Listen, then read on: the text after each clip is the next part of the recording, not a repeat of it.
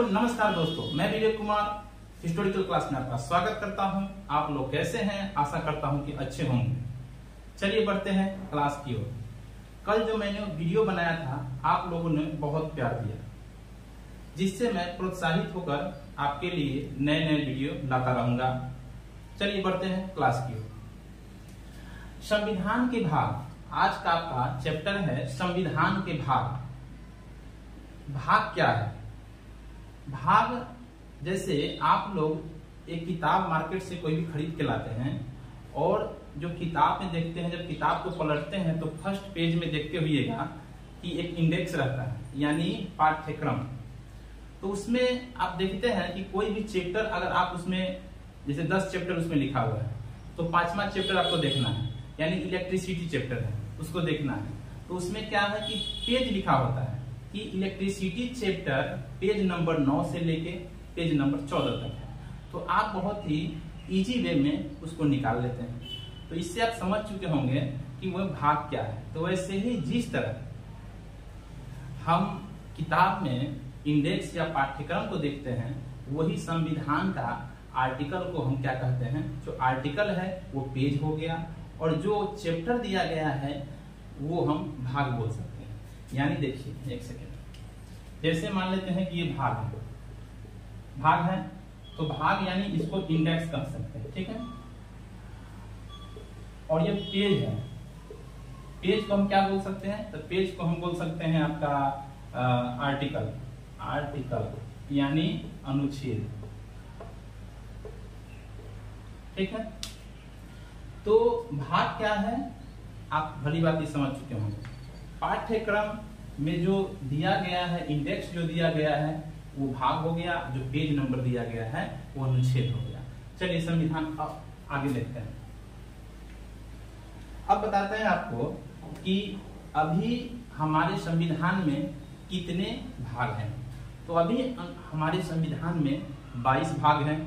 22 भाग जब संविधान जब हमारा लागू हुआ था, जिस समय बन के तैयार हुआ था, उस समय 22 भाग थे। लेकिन उसमें ए बी सी या क ख ग जोड़ दिया गया है, उसको जोड़ के अभी 25 जो है 25 भाग बना दिया गया है।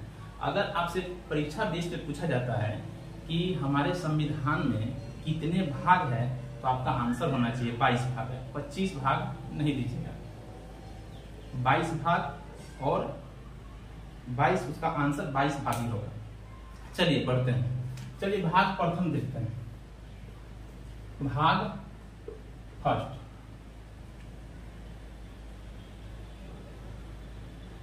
भाग फर्स्ट क्या है? भाग फर्स्ट में क्या दिया गया है? इसमें दिया गया है संघ, राज्य और क्षेत्र। बात समझिए, ये संघ राज्य क्षेत्र क्या है? संघ राज्य क्षेत्र का मतलब है हमारे भारत में कितने राज्य हैं, कितने यूटी हैं, यानी कितने केंद्र शासित प्रदेश है, उनका चर्चा भाग 1 में किया गया है। आपसे अगर पूछेंगे, कोई भी पूछे कि भाग 1 में किसका चर्चा है, तो भाग 1 में संघ राज्य क्षेत्र की चर्चा है।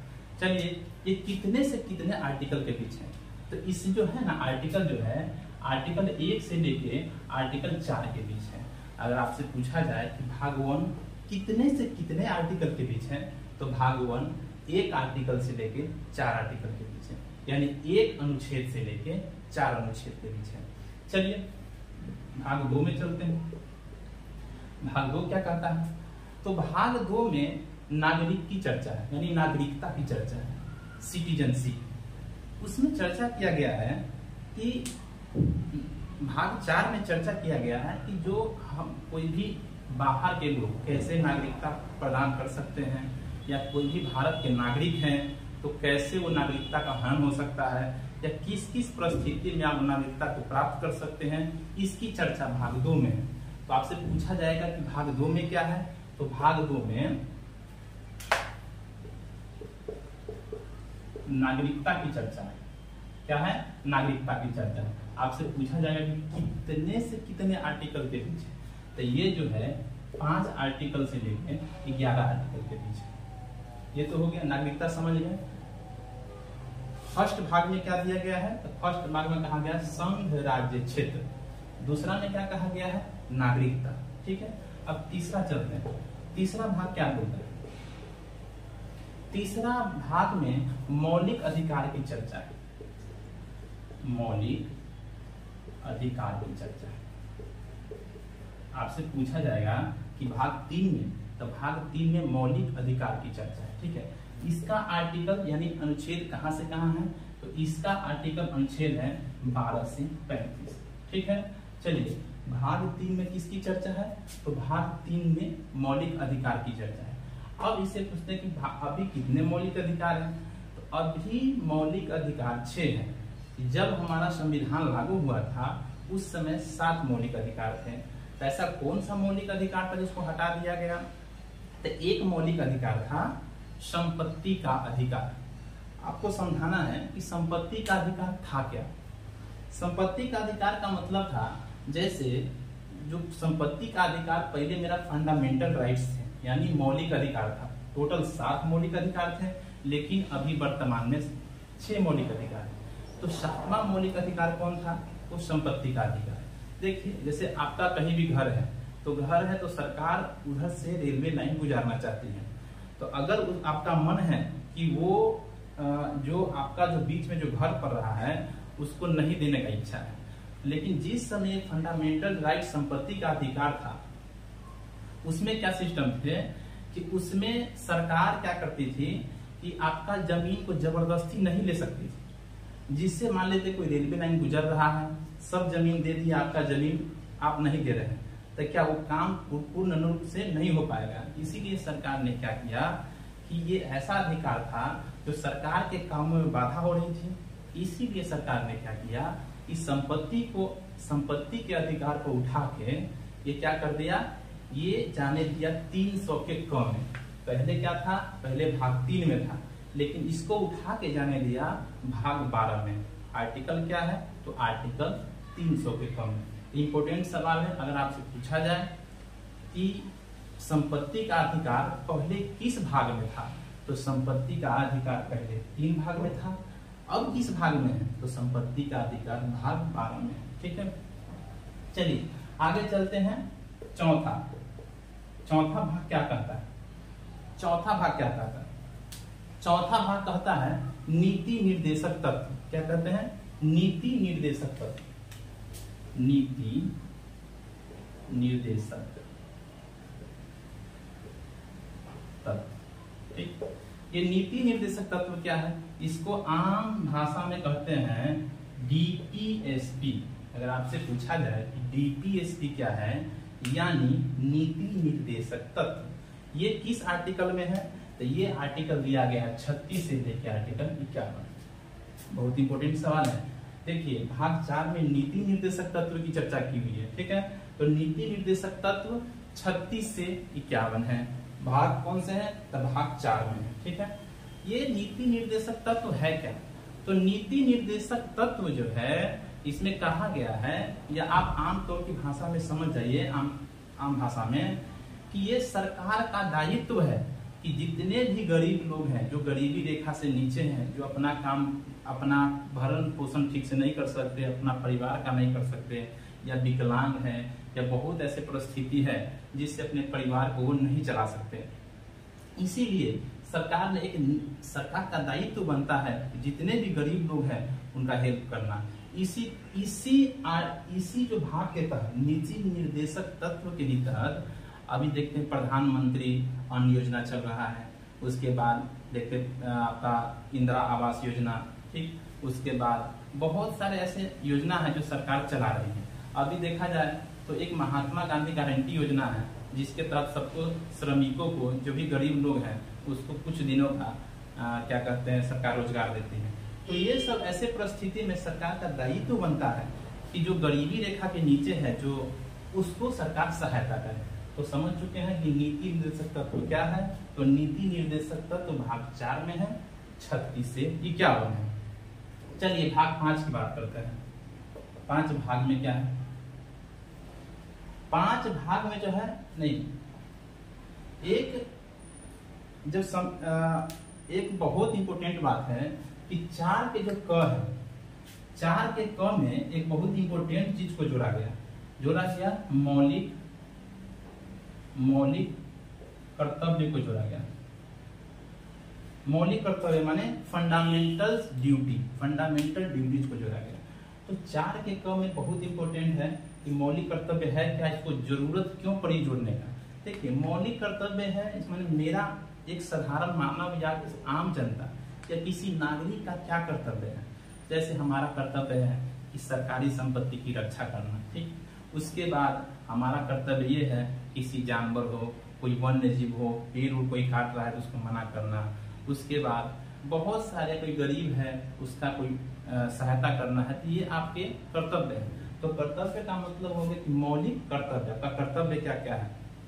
तो यही चीज को सरकार ने कब जोड़ा, ये पूछा, अगर आपसे पूछा जाए क्या पहले जब संविधान लागू हुआ था तब जाके मौलिक कर्तव्य था कि नहीं था, तो पहले मौलिक कर्तव्य नहीं था, इसकी जरूरत बाद में पड़ी। तो पूछे कब जोड़ा गया, तो मौलिक कर्तव्य जोड़ा गया 42वां संविधान संशोधन 1976 को।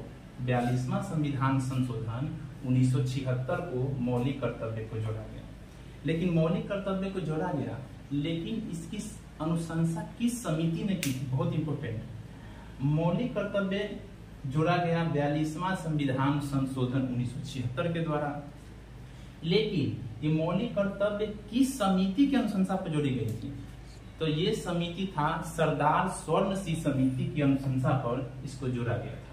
तो आपसे पूछा जाए कि मौलिक कर्तव्य कब किस समय संविधान में जोड़ी गई, तो 1976 में। कौन सा संविधान संशोधन हुआ था, तो 42वां संविधान संशोधन, ठीक। और किस समिति की अनुशंसा पर जोड़ा गया था, तो इस समिति की अनुशंसा था सरदार स्वर्ण सिंह समिति, सरदार स्वर्ण सिंह समिति, स्वर्ण सिंह समिति, ठीक। एक और इंपॉर्टेंट बात कि जिस समय मौलिक कर्तव्य को जोड़ा गया उस समय कितने मौलिक कर्तव्य को जोड़ा गया था, तो उस समय मौलिक कर्तव्य को जोड़ा गया था, उस समय 10 मौलिक कर्तव्य थे। कितने मौलिक कर्तव्य थे, 10 मौलिक कर्तव्य थे। लेकिन अभी वर्तमान में कितने मौलिक कर्तव्य हैं, तो अभी वर्तमान में 11 मौलिक कर्तव्य है।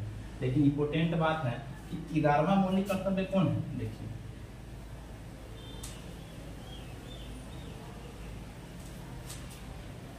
ये जब 42वां संविधान संशोधन, 42वां संविधान संशोधन जब हुआ था, संविधान संशोधन हुआ था, उसमें 10 मौलिक कर्तव्य को जोड़ा गया, ठीक है। लेकिन 11वां मौलिक कर्तव्य कब जोड़ा गया, तो 11वां मौलिक कर्तव्य जोड़ा गया था आपका 2002 में जोड़ा गया था 86वां संविधान संशोधन। तो 86वां संविधान संशोधन द्वारा 2002 में एक मौलिक कर्तव्य जोड़ा गया था। तो टोटल कितना मौलिक कर्तव्य हो गया, तो टोटल 11 मौलिक कर्तव्य। बहुत इंपॉर्टेंट, आपसे अगर पूछा जाए कि अभी मौलिक कर्तव्य कितने हैं, तो अभी मौलिक कर्तव्य 11 हैं। लेकिन जिस समय 42वां संविधान संशोधन 1976 में कितने मौलिक कर्तव्य जोड़े गए थे, तो 42वां संविधान संशोधन द्वारा आपका 10 मौलिक कर्तव्य जोड़े गए थे। लेकिन फिर 11वां मौलिक कर्तव्य कब जोड़ा गया, तो 11वां मौलिक कर्तव्य जोड़ा गया 86वां संविधान संशोधन 2002 के माध्यम से। तो आपसे पूछा जाए कि टोटल कितने मौलिक कर्तव्य हैं, तो टोटल 11 मौलिक कर्तव्य हैं।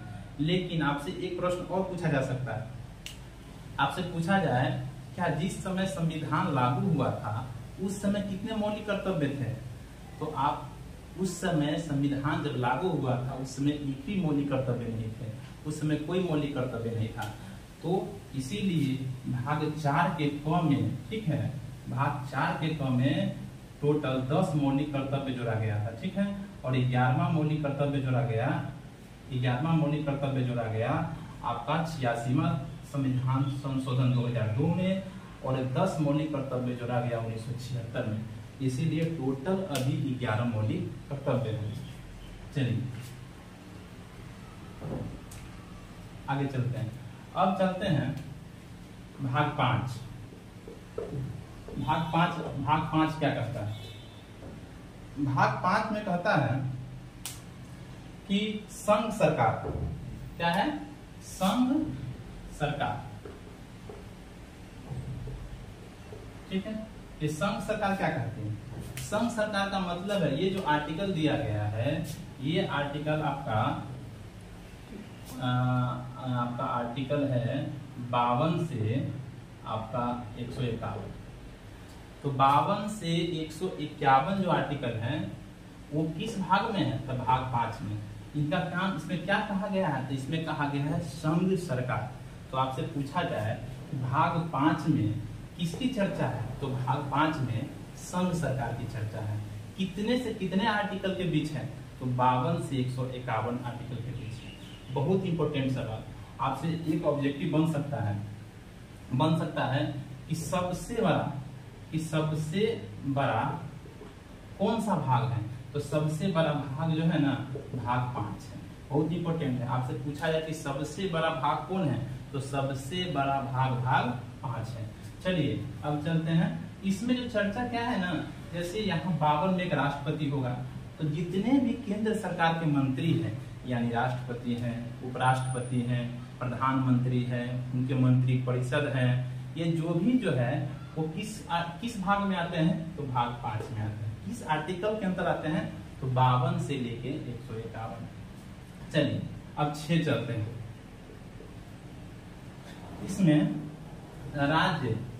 इसमें राज्य सरकार की चर्चा है।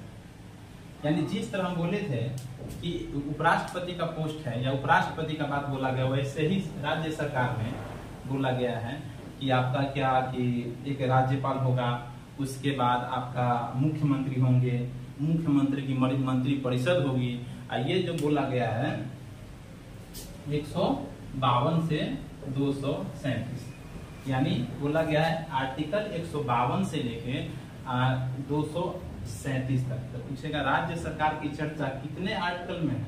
तो 152 से लेके आर्टिकल 237 के बीच। तो जिस तरह इसमें मंत्री परिषद की चर्चा है, प्रधानमंत्री, राष्ट्रपति, उपराष्ट्रपति, प्रधानमंत्री के मंत्री परिषद, उस सब वैसे ही इसमें चर्चा है। जैसे राज्यपाल, आपका मुख्यमंत्री, उनके मंत्री परिषद, विधानमंडल, विधान परिषद, इस सब की बात इसमें चर्चा है।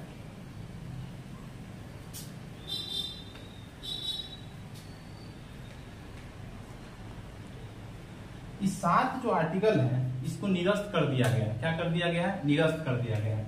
तो निरस्त, इसमें जो 7, जैसे अभी हम 6 आर्टिकल पढ़ा दिए हैं, तो 6 आर्टिकल, 7वां आर्टिकल क्या किया गया है? इसको निरस्त कर दिया गया है। इसमें संविधान ने क्या इसको निरस्त कर दिया है? जैसे इसमें था क्या चीज कि ऐसे कुछ चर्चित थे, जैसे इसको किस आर्टिकल द्वारा समाप्त, किस संविधान संशोधन द्वारा समाप्त किया गया है? तो इसको 7वां संविधान संशोधन द्वारा, 7वां संविधान संशोधन द्वारा कितना, 1956 में।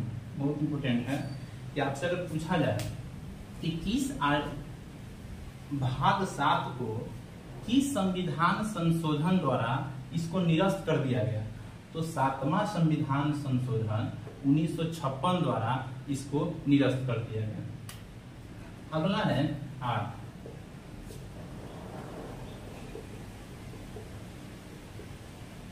क्या है? संघ राज्य क्षेत्र। 8वां जो भाग है वो क्या चीज में है? 8वां भाग संघ राज्य क्षेत्र को डिनोट करता है। तो संघ राज्य क्षेत्र, ठीक है। इसमें क्या कहा गया है कि जो भी संघ राज्य क्षेत्र के अंतर्गत जो आते हैं उसको बोला गया, ठीक है। इसमें जो बोला गया है आर्टिकल 239 से लेके 242, ठीक है। तो संघ और राज्य की जो चर्चा है ये 289 से लेके 292 आर्टिकल के बीच है। तो एक बार फिर 7वां को निरस्त कर दिया गया इस संविधान संशोधन द्वारा। तो 7वां संविधान संशोधन द्वारा 1956 में इसको निरस्त कर दिया गया, ठीक। 8वां संविधान संशोधन संघ राज्य क्षेत्र है, ठीक है। अगला है 9वां बहुत इंपोर्टेंट है, पंचायत, ठीक। तो पंचायत है 9 में, क्या है? 9वें भाग में क्या कहा गया है? पंचायत है। इसमें पंचायत में जैसे पंचायत आपका हो गया, जैसे गांव में जो पंचायत है तो सबसे छोटा जो निकाय होता है वो ग्राम पंचायत होता है, ठीक है। उसके बाद, ठीक, ये उसके बाद 9 के क में देखिए 9 के क में किसकी चर्चा है? 9 के क भाग में किसकी चर्चा है? तो 9 के क भाग में नगर पालिका की चर्चा है। ठीक ठीक है, नगर पालिका समझते हैं। जिस तरह ग्रामीण क्षेत्र में नगर पंचायत होता है, उसी तरह शहरी क्षेत्र में नगर पालिका होता है। ठीक है, अब बहुत इंपॉर्टेंट बात है, और एक जो पंचायत को किस संविधान संशोधन द्वारा रखा गया था? तो 73वां संविधान संशोधन 73वां संविधान संशोधन कब हुआ था? तो 1992 में। ठीक है, इसको भी नगर पंचायत माने पंचायत को 73वां संविधान संशोधन द्वारा, और इसको भी 73वां संविधान संशोधन द्वारा कब? 1992 में। एक बार और समझिए, पंचायत की चर्चा किस भाग में है? तो पंचायत की चर्चा 9 भाग में है। ठीक है, 21 संविधान संशोधन द्वारा, तो 73वां संविधान संशोधन 1992 में। उसके बाद 9 के क में नगर पालिका। नगर पालिका जिस तरह नगर पंचायत ग्राम में नगर पंचायत होता है, वैसे ही शहर में नगर पालिका होता है। तो किस संविधान संशोधन द्वारा? तो 73वां संविधान संशोधन 1992 द्वारा। ठीक है, 9 के ख क्या कहता है? तो 9 के ख कहता है सहकारिता। सहकारिता क्या है? आपके मन में सवाल आता होगा कि सहकारिता क्या है? देखिए, सहकारिता का मतलब हो गया एक तरह से ट्रस्ट। जैसे देखते हैं कि बहुत अपना बिहार में तो नहीं देखा जाता है, लेकिन अदर स्टेट जैसे पंजाब हो गया, सिख लोग सब हैं, ऐसे हरियाणा साइड में देखते हैं बहुत सारे ट्रस्ट चलते हैं। यूपी में नहीं, लगभग हरियाणा साइड में। तो कहने का मतलब ट्रस्ट मीन्स हो गया जैसे बहुत पैसे वाले लोग हैं, एक संस्था बना लिया या किसी से क्या करते हैं डोनेशन लेके एक संस्था चलाता है, तो वो संस्था के माध्यम से गरीब लोगों की सहायता करना। जैसे देखते हैं ट्रस्ट के माध्यम से बहुत सरकार क्या करते हैं, हॉस्पिटल है जहाँ फ्री इलाज हो रहा है, तो वही चीज को मान लीजिए सहकारिता। तो पूछेगा सहकारिता किस संविधान संशोधन द्वारा जोड़ा गया? तो बोलेगा 97वां संविधान संशोधन आपका 2011 द्वारा। बहुत इंपॉर्टेंट, बोला किस संविधान संशोधन द्वारा सहकारिता को जोड़ा गया था? तो सहकारिता को 97वां संविधान संशोधन 2011 द्वारा जोड़ा गया। नगर पालिका को किस संविधान संशोधन द्वारा जोड़ा गया? तो नगर पालिका को 73वां संविधान संशोधन 1992 द्वारा जोड़ा गया। ठीक है,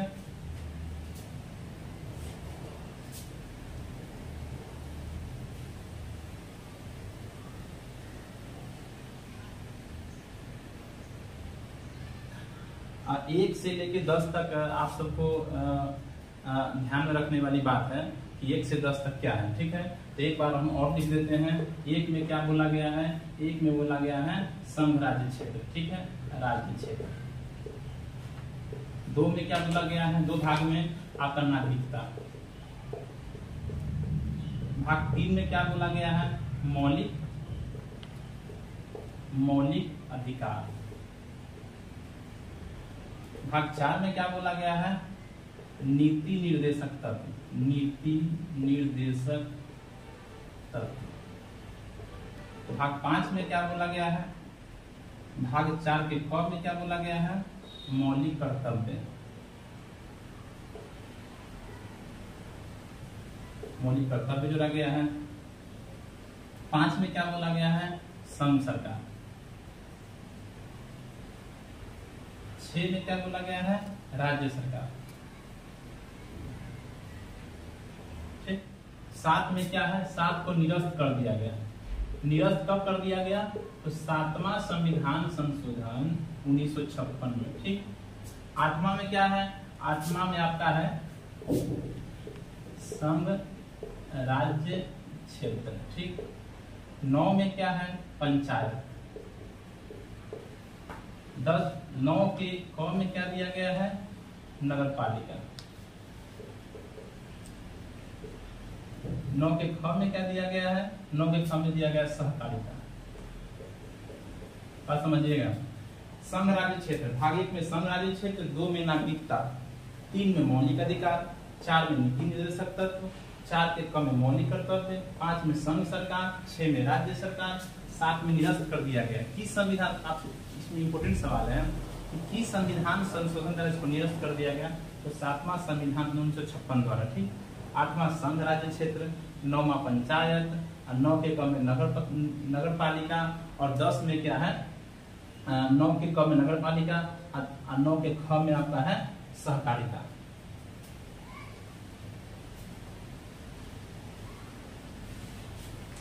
चलिए अब भाग जो है ना भाग 10, भाग 10 क्या कहता है? भाग 10 में चर्चा है एससी और एसटी के बारे में। एससी एसटी का मतलब क्या है? जैसे शेड्यूल कास्ट हो गया और शेड्यूल ट्राइब हो गया। तो 10 भाग में बोला गया है कि आपका एससी एसटी में जो कुछ आरक्षण दिए गए हैं, एसटी एसटी के बाद में एससी और एसटी का जो आरक्षण का चर्चा है वो भाग 10 में किया गया है। ठीक है, तो पूछेगा किस आर्टिकल में है? ये आर्टिकल 244 में। किस में है? 200 भाग 10 एससी एसटी, और आपका 244 में दिया गया है। 11 में क्या है? संघ राज्य संबंध। संघ राज्य संबंध से आप क्या समझते हैं? तो संघ राज्य संबंध का मतलब हुआ, जैसे आप जिस देखते हैं कि संघ राज्य संबंध में 3 शक्तियों का विभाजन किया गया है। एक हो गया वित्तीय शक्ति, दूसरा हो जाता है आपका विधायिका शक्ति, और तीसरा हो जाता है प्रशासनिक शक्ति। जैसे मान लेते हैं, जैसे आप देखते होंगे कि स्टेट गवर्नमेंट कोई टैक्स को वसूलती है और डायरेक्ट सेंट्रल गवर्नमेंट को दे देती है। तो इसी आर्टिकल, इसी भाग के अंतर्गत ये सब चर्चा किया गया है।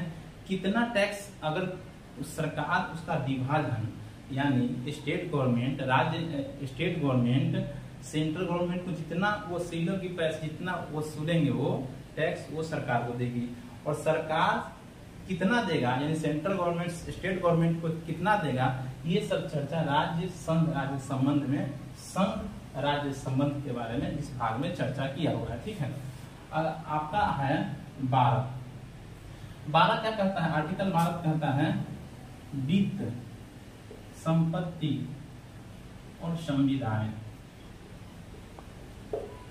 जैसे जितना भी वित्त आयोग, जितना पैसे वाला मामला है, संपत्ति वाला मामला है, सब आपका भाग 12 में चर्चा किया हुआ है। ठीक है, और एक और इम्पोर्टेंट बात, इसी में हमने आपको बताया था कि संपत्ति के अधिकार को, संपत्ति के अधिकार यानी भाग 3 से उठा के भाग 12 में रख दिया गया। तो बहुत इंपॉर्टेंट सवाल है कि किस भाग संपत्ति के अधिकार को किस भाग से उठा के किस भाग में रख दिया गया। तो ये किसमें है? ये वित्त, संपत्ति, संविदाएं, यानी 12 भाग में इसकी चर्चा की हुई है। समझ गए? वित्त, संपत्ति और संविदाएं। ठीक है, 13-14 कोई इंपोर्टेंट नहीं है, वो परीक्षा की दृष्टि से कोई ज्यादा इंपोर्टेंट नहीं है, इसीलिए हमने 12 के बाद 13 और 14 को मेंशन नहीं किया है। डायरेक्ट हम 15 चलते हैं। तो 15 में निर्वाचन की व्यवस्था है।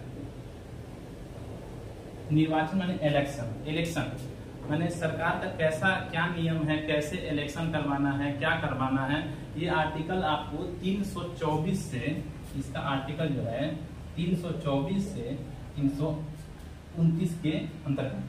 तो आपसे अगर पूछा जाए कि भाग 15 में किसकी व्याख्या है, तो भाग 15 में निर्वाचन की व्यवस्था, निर्वाचन का व्याख्या किया गया है। वो कितने से कितने आर्टिकल तक किया गया है? तो 324 से 329 आर्टिकल के बीच किया गया है।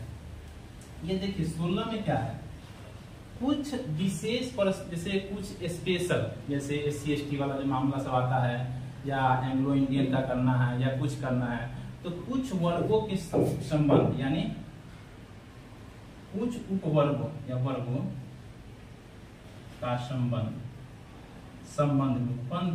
ऐसे, जैसे एंग्लो इंडियन को किस आर्टिकल के थ्रू रखना है, उसके बाद SC या ST का कितना सीट लोकसभा में रिजर्व है, कितना राज्यसभा में रिजर्व है, ये आपका जो है ना 330 से आर्टिकल 342 के अंतर्गत याद करिएगा। निर्वाचन 324 से 329। 16 में जो भाग 16 क्या कहता है कि कुछ उपवर्गों का संबंध, कहने का मतलब जैसे आपका लोकसभा में SC ST का कितना आरक्षण है, राज्यसभा में क्या कहते हैं आपका विधानसभा में SC ST का क्या है, ये सब चर्चा जो है ये 16 भाग में किया हुआ है। तो समझ गए, 15 में निर्वाचन आपका हो गया, 16 में आपका कुछ उपवर्गों का संबंध हो गया, और 17 में क्या है, राजभाषा। क्या है, राजभाषा यानी लैंग्वेज। राजभाषा किस भाग में है, तो राजभाषा जो आपका है भाग 17 में है। ठीक है, ध्यान कीजिएगा, 15 में निर्वाचन, 16 में कुछ उपवर्गों का संबंध, और 17 में जो है राजभाषा का उल्लेख है। ठीक है, ये किस आर्टिकल के अंतर्गत है, 343 से 351, यानी देखिए निर्वाचन 324 से 329, 16 भाग कुछ उपवर्गों का संबंध 303 से 342, और 17 राजभाषा 343 से आपका लेके 351। ठीक है, ये बात समझ है। 17 में राजभाषा आपका हो गया। ठीक है, अब जानते हैं 18 में क्या है, 18 में आपातकाल है। आपातकाल तो भली भांति समझते हैं कि आपातकाल कैसे लगता है, कौन लगा सकता है, राष्ट्रपति को पावर है आपातकाल लगाने में। ठीक है, हम जानते हैं इसका आर्टिकल जो है 352 से लेके 360 में है। अच्छा, एक बात हमको बताइए कि कितने तरह के आपातकाल हैं, तो हमारे संविधान में 3 तरह के आपातकाल है। ठीक है, एक तो होता है नेशनल आपात, राष्ट्रीय आपात होता है, एक राष्ट्रपति शासन होता है, एक होता है फाइनेंशियल इमरजेंसी, यानी आपका क्या होता है कि फाइनेंशियल, तो जिसको आप सब बोलते हैं वित्तीय आपात। ठीक है, आपका चलते हैं 19 आर्टिकल उतना खास नहीं है, अब आर्टिकल 20 में चलते हैं।